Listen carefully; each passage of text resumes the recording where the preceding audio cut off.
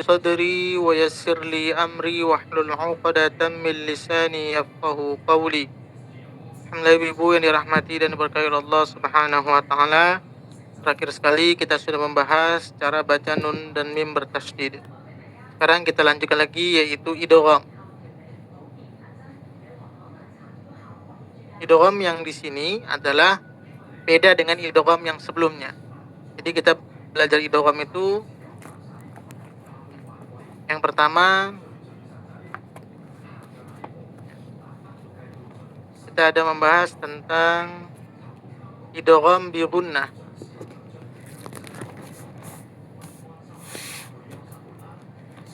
Yang kedua ada idgham bila gunnah. Yang ketiga ada idgham mimi. Ini temanya bisa ditemukan cara baca nun sukun atau tanwin. Ini ditemukan pada tema mim sukun. Nah, sekarang idgham juga, yaitu ini berkaitan dengan makharijul huruf dan sifatul huruf. Jadi makharijul huruf dan sifatul huruf sudah kita pelajari. Jadi pendekatan kepada makharijul huruf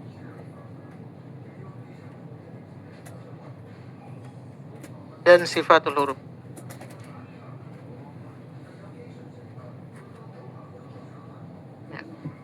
Idgham berkaitan dengan makharijul huruf dan sifatul huruf terbagi kepada 3, yaitu idgham mutamasilain, idgham mutaqaribain, idgham mutajanisain.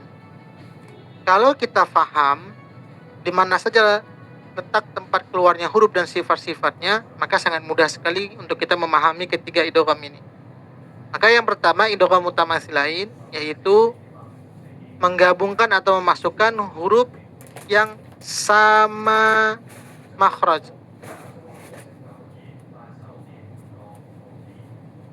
Dan sama sifat.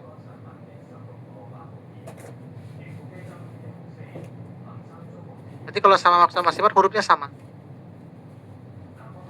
Kemudian idgham mutaqaribain, beda makhraj. Tadi kan sama lawannya, beda makhraj. Beda makhraj, beda sifat. Tapi berdekatan.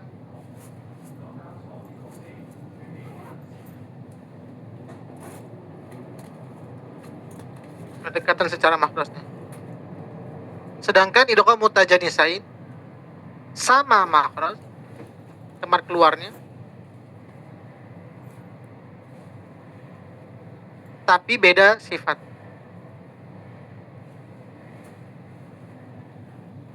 Ini pendekatannya. Sekarang kita bahas yang pertama, yaitu idgham mutamasilain, memasukkan atau menggabungkan dua huruf yang sama makhraj dan sifatnya. Huruf yang pertama syaratnya harus sukun mati. Yang kedua dia selain baris sukun. Jadi selain baris sukun itu, dia harokat itu bisa fathah atau fathatain, kasroh, kasrotain, dhammah, dhammatain, baru sukun mati. Berarti kalau selain sukun ini, jadi huruf sebelumnya yang sama, yang pertamanya harus sukun, yang kedua selain sukunnya ada kafnya selain dhammah, ba, kemudian banyak kasroh. Maka di sini bertemunya huruf yang sama, huruf yang pertama sukun, huruf yang kedua selain sukun. Maka cara membacanya langsung memasukkan ke huruf berikutnya tanpa berdengung. Dan pengecualian yang selama ini kita pelajari kalau qalqalah itu memantul. Tapi apabila dia berlaku pada bacaan idgham mutamasilain, maka qalqalahnya tidak berlaku. Di mana bisa kita lihat? Di mana saja contohnya? Kita bisa lihat dalam surah Al-Baqarah ayat ke-16, halaman ketiga. Ya, ayat. Contohnya fama rabihat ayat ke-16. Fama Rabihat. Ta yang pertama sukun. Ta bertemu dengan ta, hurufnya sama. Tijaratuhum. Tijaratuhum. Ta bertemu dengan ta. Kemudian ini di surah 2 ayat ke-16. Surah Al-Baqarah ayat 16. Banyak contohnya. Atau contoh yang lain lagi.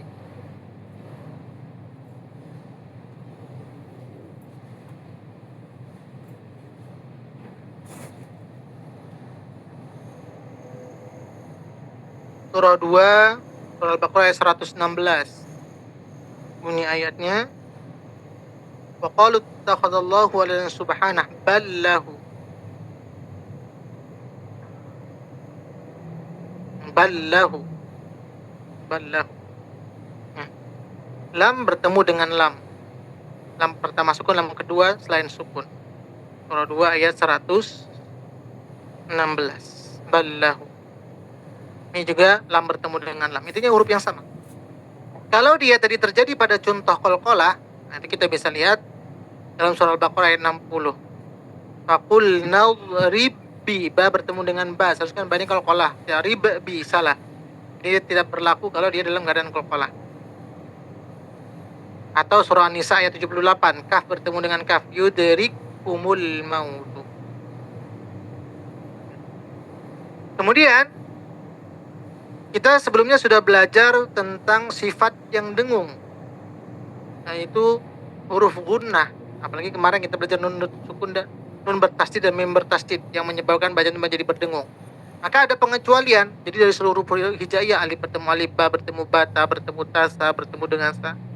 Apabila dia bertemu yang sama pada huruf nun bertemu dengan nun, atau mim bertemu dengan mim, maka ini didengungkan. Nah, ini bedanya dengan huruf yang lain. Kenapa?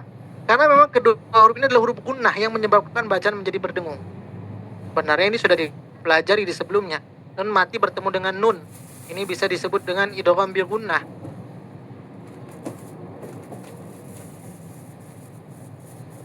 Khusus hanya huruf ini saja.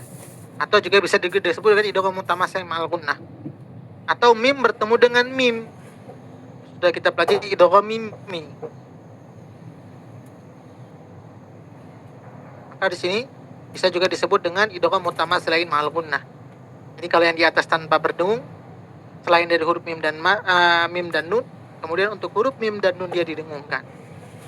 Kemudian pengecualian berikutnya, apabila dia berlaku pada huruf mad asli. Nah, jadi apabila dia berlaku pada mad asli, maka dia tidak berlaku idgham mutamassil lainnya. Contoh Ali Imran ayat ke-20. Ayat 200, maaf. Penutup ayat. Ya ayyuhalladzina amanusbiru, ada waw bertemu dengan waw. Waw pertama sukun, waw kedua sang sukun, tapi sebelumnya rumus man asli dhammah. Kan secara rumus fathah sesudahnya alif. Rumus man asli kasrah sesudahnya ya berharokat sukun. Dhammah sesudahnya waw sukun. Nah ini rohnya berharokat dhammah sesudahnya ada waw sukun, ini rumus man asli. Maka dia tidak berlaku idgham mutamassil, tetap namanya man asli walaupun waw bertemu dengan waw. Wasabiru, ada waw juga bertemu dengan waw. Sama, sebelumnya rohnya dhammah. Warabitu, ini juga waw bertemu dengan waw, sebelumnya dhammah, maka tidak berlaku. Atau contoh juga alladzi yuwaswisu fi, zi ya bertemu dengan ya, tapi ya pertama berbaris kasrah sebelumnya, ini rumus man asli kasrah sudah ya sukun, maka dia nggak berlaku, dia tetap namanya mad asli. Mana contoh yang dia masuk dalam kategori idgham mutamassil lain yang keluar dari rumus mad asli? Contohnya dalam surah Al-Baqarah ayat ke-61, yaitu dzalika bima asaw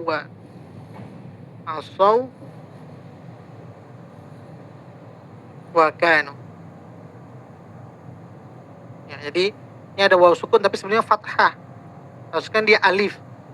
Nah, jadi kalau ini keluar dari rumus man asli, kan bukan rumus man asli. Fathah sesudahnya waw sukun kan bukan rumus man asli. Kalau fathah temannya adalah alif. Kalau waw sukun itu adalah temannya dhammah. Nah, ini keluar. Maka di sini namanya idgham mutamatsilain, waw bertemu dengan waw. Cara bacanya jangan didengungkan asaw wa kadu. Dia sering salah.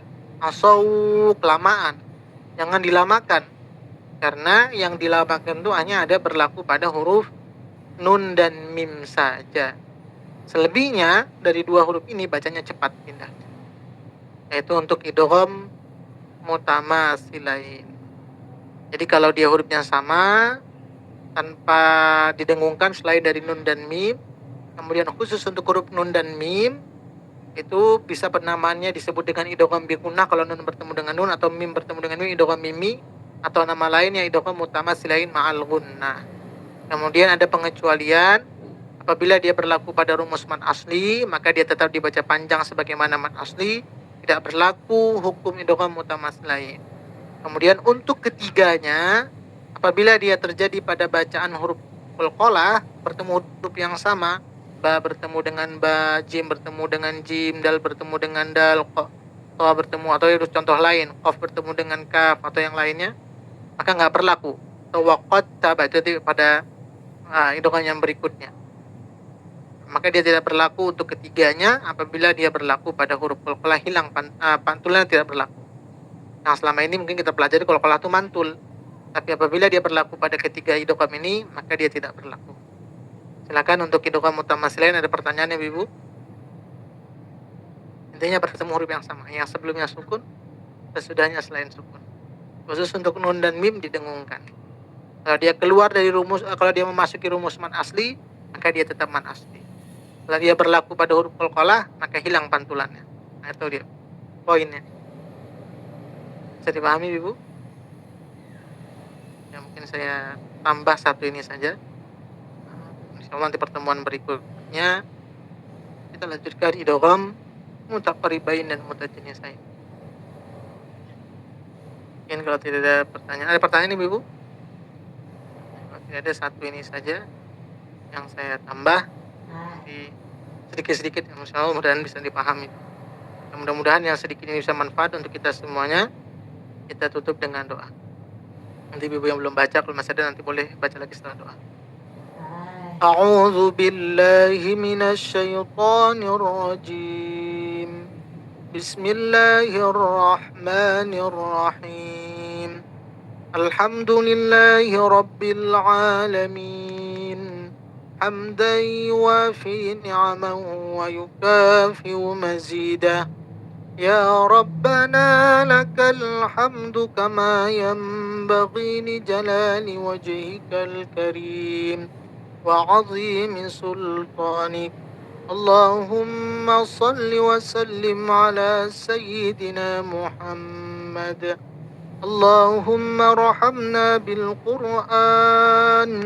اللهم اجعلنا من أهل القرآن. اللهم نور قلوبنا بالقرآن وزين أخلاقنا بالقرآن وادخلنا الجنة بالقرآن ونجنا من النار بالقرآن.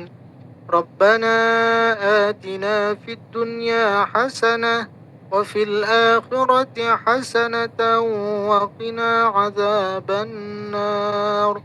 وصلى الله على سيدنا محمد وعلى آله وصحبه وسلم. سبحان ربك رب العزة عما يصفون وسلام على المرسلين والحمد لله رب العالمين.